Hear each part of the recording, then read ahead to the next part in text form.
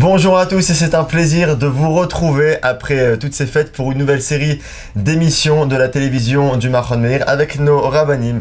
Alors c'est le sujet d'actualité du moment en Israël et dans toutes les communautés juives du monde, la résolution de l'UNESCO qui réinvente l'histoire en reniant le lien entre le judaïsme et le mont du Temple. On en parle avec notre invité aujourd'hui, Rav Uri Cherki, shalom. Shalom. Alors tout d'abord, Shana Tova. Merci beaucoup. Bonne année à tout le monde. Merci. Alors vous-même, Rav, vous voyez le bon côté des choses finalement en disant que du coup ça ne fera pas de mal pour les juifs de revendiquer un peu plus fortement leur appartenance à ce lieu. Et selon vous, cette obsession de l'UNESCO et du monde entier vis-à-vis de Jérusalem et du mont du Temple particulièrement prouve bien que les juifs dérangent encore et toujours. On peut se demander pourquoi, Rav.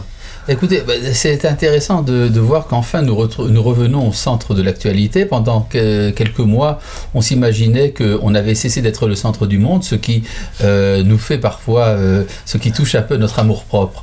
Eh bien non, eh bien brusquement, l'UNESCO nous a expliqué que nous étions vraiment au centre des préoccupations culturelles et spirituelles de l'humanité, à tel point même que pour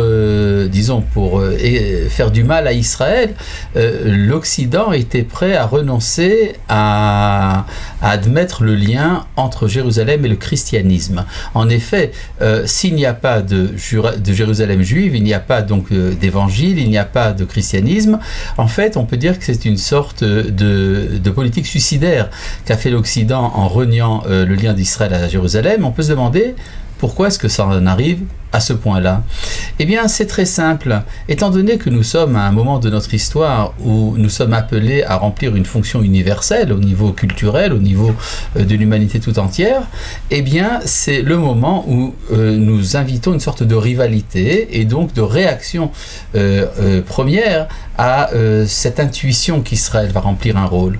Et donc, ce n'est pas du tout un hasard, c'est justement ce point central de la sainteté qui est le sujet du plus grand des mensonges diffusés de nos jours. Comment des mensonges aussi gros peuvent-ils passer? C'est comme si je disais, il n'y a pas de fleurs sur cette table.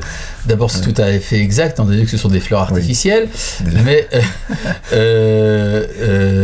un mensonge est énorme parce que je pense que personne ne le prend véritablement au sérieux. C'est plutôt une affirmation politique qu'une affirmation de conviction intérieure. Mais c'est ça justement qui ne fait qu'aggraver la chose. C'est-à-dire qu'il y a ici une abdication des valeurs face aux politiques. Et on ne peut pas ne pas se dire que derrière cette abdication se cache également une valeur dans le sens négatif du terme. C'est le refus d'Israël de ce qu'il représente pour l'humanité. Mais en fait, c'est très positif, parce que c'est ça qui va inviter, comme vous l'avez bien fait comprendre, qui va inviter le peuple juif à prendre ses responsabilités par rapport à la civilisation universelle. Alors, Rav Uri Cherki, il y a un élément qui est finalement pas à notre avantage pour nous défendre. Il n'est pas question de Jérusalem dans toute la Torah, bien évidemment dans le Tanakh, dans les rois, prophètes écrits évidemment, ni dans le Coran d'ailleurs, on ne cite pas Jérusalem, mais dans le Nouveau Testament, il en est très souvent question. Pour quelle raison? C'est très simple. Jérusalem est citée, disons, de manière implicite dans le Coran, justement, pour la refuser. C'est ce qu'on appelle le changement de la Qibla, de l'orientation de la prière, lorsque Mahomet déclare qu'à partir de maintenant, on ne s'orientera plus comme avant, mais on s'orientera vers la Mecque. En fait, cette citation implicite vient dire que Jérusalem ne concerne plus la tradition musulmane, déjà à son origine. Et donc, de ce point de vue-là, c'est très important. Tandis que l'absence de Jérusalem dans la Torah, justement, c'est l'expectative. On parle tout le temps du lieu que Dieu choisira. C'est tellement sublime, c'est tellement énorme que ça ne peut pas être nommé. Donc, cette absence de Jérusalem n'est pas une indifférence, bien au contraire. Dans les évangiles, il va de soi que Jérusalem est citée, étant donné que la tentative du christianisme à son origine, c'est de s'accaparer l'héritage d'Israël. Rav, concrètement, que devons-nous faire, nous juifs, à part s'indigner sur les réseaux sociaux ou dans les médias ou je ne sais où?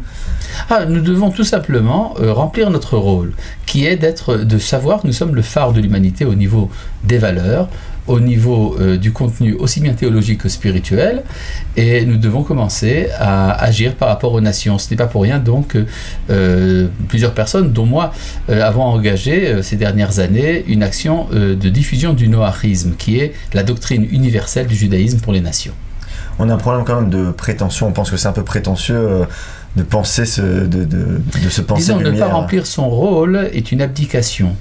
Et on peut dire que quand on ne remplit pas son rôle par rapport à celui à qui on doit donner quelque chose, on est coupable envers lui. Imaginez un médecin qui refuserait de guérir parce que c'est prétentieux de guérir les gens.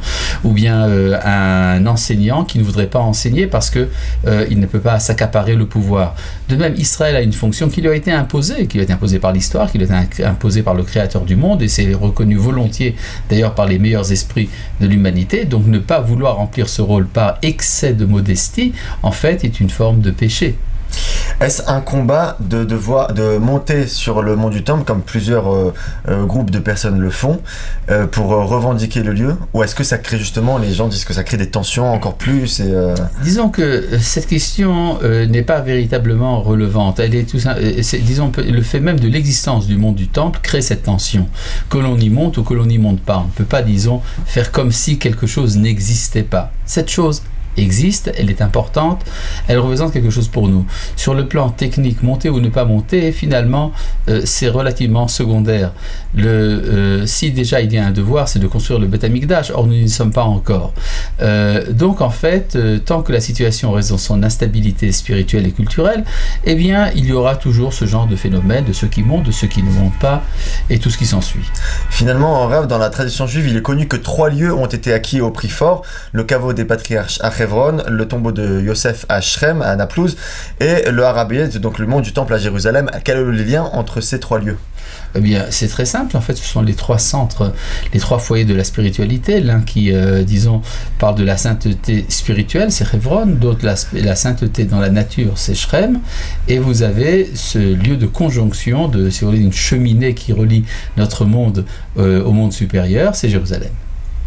Dernière question, Rav. Enfin, lorsque les Juifs prient à travers le monde, la tradition veut que l'on se tourne en direction du Har HaBayit, du mont du Temple.